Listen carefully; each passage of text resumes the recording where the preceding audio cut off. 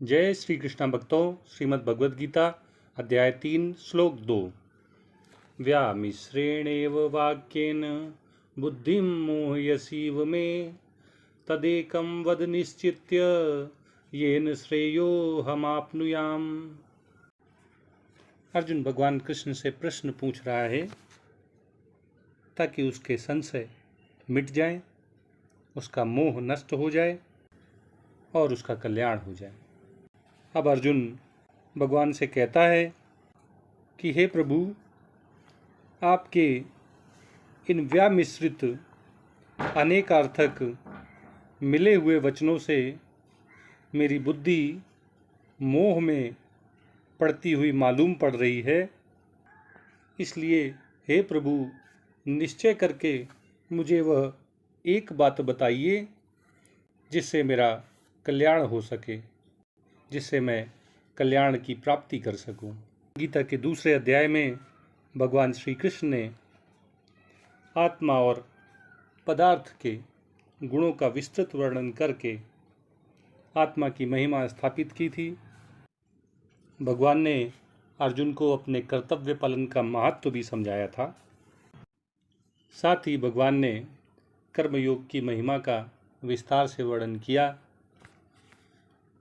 अपनी इंद्रियों को वश में रखना और अपने मन को नियंत्रण में रखना कितना जरूरी है, ये भी भगवान ने अर्जुन को समझाया। इसके अतिरिक्त उन्होंने स्थित प्रज्ञ, स्थित धी, स्थिर बुद्धि वाले व्यक्ति के लक्षण अर्जुन को बताए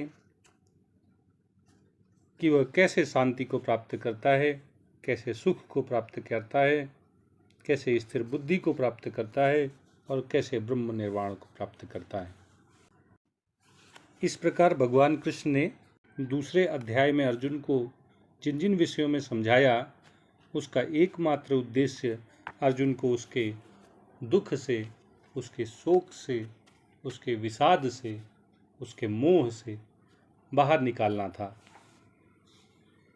लेकिन अर्जुन के मोह का अभी अंत नहीं हुआ है। इसीलिए अर्जुन भगवान को जनार्दन कह के उनको याद दिला के कि आप जीवों के पालक हैं, उनकी याचनाओं को पूरी करने वाले हैं।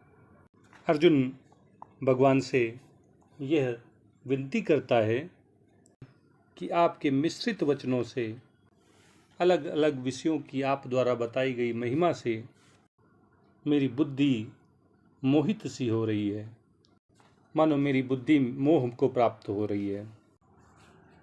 और भगवान कृष्ण से अर्जुन विनती करता है कि हे प्रभु, वह एक मार्ग, वह एक बात निश्चय करके मुझे समझाइए, मुझे उपदेश दीजिए जिससे मेरा कल्याण हो सके, मेरी बुद्धि मोह से मुक्त हो जाए, मैं शोक से बाहर आ जाऊं, मेरा विषाद दूर हो सके।